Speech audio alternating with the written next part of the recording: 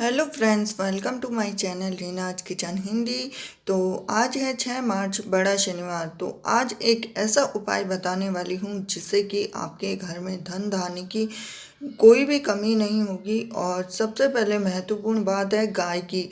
तो गाय के बारे में आज हम बात करेंगे कि गाय को ऐसी चीज़ खिलाएंगे जिससे कि सारी दुख दर्द और सारी समस्याएं हैं वो दूर हो जाएगी। तो गाय को सबसे ज़्यादा पवित्र माना गया है और हम किसी भगवान की पूजा नहीं करते हैं, केवल गाय की ही सेवा करते हैं, गाय का ही पूजन और ध्यान करते हैं। तो जितने भी देवी देवता हैं वो प्रसन्न हो जाते हैं। और गाय की पूजा करने से ब्रह्मा भी प्रसन्न होते हैं, विष्णु भी प्रसन्न होते हैं और माता महालक्ष्मी है वो तो बहुत ही ज़्यादा प्रसन्न हो जाती हैं। तो गाय की सेवा करना, अगर आपके घर में गाय है और गाय की सेवा करते हैं तो वह सबसे बड़ा पुण्य है, सभी देवी देवताओं से भी बढ़कर पुण्य माना गया है।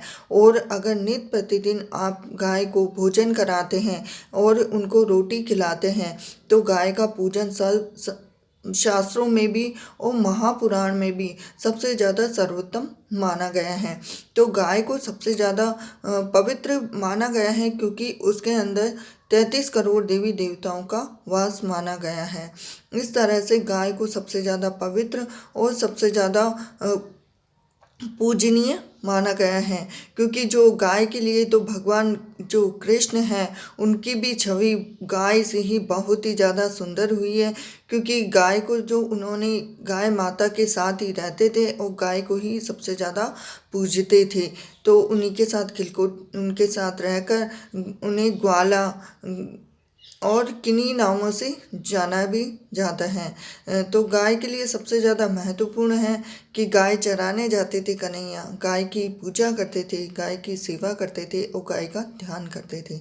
तो इसलिए न केवल गाय की पूजा करने से भगवान विष्णु, भगवान ब्रह्मा, माता लक्ष्मी, बल्कि भगवान कृष्ण भी प्रसन्न होते हैं। और जो गाय के ऊपर अत्याचार करते हैं, गाय की अवहेलना करते हैं, गाय के दुराचार करते हैं या धिक्कारते हैं गाय को, उनके लिए तो भगवान विष्णु क्या, भगवान महेश कुछ भी पाना असंभव है और भगवान भी उनका साथ देना छोड़ देते हैं। अगर आपके घर में गाय है तो गाय का पूजन आप इस तरीके से करिए कि आप भले किसी भगवान की पूजा ना करें लेकिन एक गौ माता की सेवा कीजिए तो आपको सभी पापों का, सभी पुण्यों का फल मिल जाएगा। तो आपको करना क्या है, तो आज मैं आपको ऐसा उपाय बताने वाली हूँ जिससे कि आपके सभी दुख और सभी पैसों से संबंधित सारी समस्याएं दूर हो जाएगी। तो आपको जिस दिन आप यह उपाय करने वाले उस दिन सुबह जल्दी उठकर स्नान आदि कर ले। स्नान आदि से निवृत्त होने के बाद में स्वच्छ वस्त्र पहने। स्वच्छ वस्त्र पहनने के बाद में आप अपने मंदिर में जाएं और मंदिर में जितनी भी तस्वीरें हैं उनको साफ करें। कपड़े से साफ करने के बाद में अगर भगवान विष्णु की फ़ोटो है तो फ़ोटो को साफ करें और अगर आप प्रतिमा रखते हैं तो उसको स्नान आदि करके पवित्र करें और हल्दी और कुमकुम दोनों को मिक्स करके माता लक्ष्मी और भगवान विष्णु दोनों की प्रतिमा पर तिलक करें। और एक आप छोटी सी थाली लें, उसमें एक तरफ स्वास्तिक बनाएं और एक तरफ ओम बनाएं। इस तरह से बनाने के बाद में उसके बीच में थोड़ा सा गुड़ रख दें। गुड़ रखने के बाद में आप स्नान आदि और गुड़ रखने के बाद में आप एक दीपक बनाएं देसी घी का और उस दीपक को जलाएं। अब दीपक हमें जब तक जलाना है जब तक कि हमारा ये उपाय पूरा ना हो जाए, संपन्न ना हो जाए। तो जब तक इतना घी डाल दें उस दिए में, जब तक कि और माता महालक्ष्मी का ध्यान लगाएं और माता विष्णु, भगवान विष्णु का भी आप ध्यान लगाएं। और साथ ही साथ आप रसोई घर में जाएं और रसोई घर में थोड़ा सा आटा लेकर आटा मथ ले। अच्छे तरीके से मथने के बाद में आपने जो भगवान विष्णु और लक्ष्मी के प्रतिमा के सामने जो गुड़ और उसके बाद में चने की दाल रखी है, चने की दाल आप भिगो के रखें थोड़ी सी कटोरी में। तो आप गुड़ और चने की दाल को उस लोई में रख दे।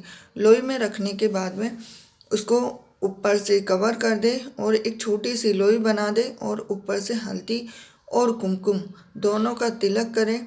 तिलक करने के बाद में आप वह लोई गौ माता को खिला दें। और जब तक आप वह लोई, अगर आपका दीपक नहीं जल पाता है तो आप रसोई घर में स्नान आदि करके तुरंत ही जाकर आप लोई बना सकते हैं। और उसमें उसके बाद में जब आप दिया जलाएं तो उसमें चने की दाल और गुड़ रखकर आप गौ माता को खिला सकते हैं। उनको प्रणाम करें और उनको हाथ जोड़कर अपनी जितनी भी मनोकामना है उनके सामने आप बोल सकते हैं उनको, गौ माता को। और इस तरह से आप यह उपाय करेंगे तो 24 घंटे के अंदर आपकी ये सारी मनोकामनाएं पूर्ण हो जाएगी। तो गौ माता का ये एक ऐसा उपाय है जिससे माता महालक्ष्मी भी प्रसन्न होती है और भगवान विष्णु भी प्रसन्न हो जाते हैं।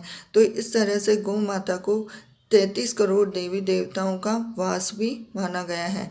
इसलिए भगवान बजरंगबली, भगवान विष्णु, भगवान शिव शंकर, माता महालक्ष्मी सभी को अगर प्रसन्न करना है तो आज ये 6 मार्च का शनिवार का सबसे बड़ा उपाय है, जो गौ माता को बस एक चीज़ खिला देने से ही हमारी हर इच्छा पूर्ण हो जाएगी। तो ये था एक छोटा सा उपाय गौ माता को प्रसन्न करने का और सारी जितनी भी मनोकामना है उनको पूर्ण करने का। तो दोस्तों, आपको ये महत्वपूर्ण जानकारी पसंद आई हो और आप अगर मेरे चैनल पे नए हैं तो वीडियो को लाइक कीजिए, चैनल को सब्सक्राइब कीजिए और बेल आइकन को ज़रूर दबा देना। तो अगर आप ये उपाय करते हैं तो ये उपाय ज़रूरी नहीं है आप गुरुवार को करें, ज़रूरी नहीं है आप शुक्रवार को करें, ज़रूरी नहीं है एकादशी को करें, ज़रूरी नहीं है शुक्रवार, शनिवार, सोमवार, किसी भी दिन आप ये उपाय कर सकते हैं। गौ माता के लिए कोई भी दिन महत्वपूर्ण नहीं है। तो इस बात की चिंता ना करें कि आप कौन सा दिन चुनें। तो मिलती हूँ आपसे अगली नेक्स्ट वीडियो में। तो हरे कृष्णा।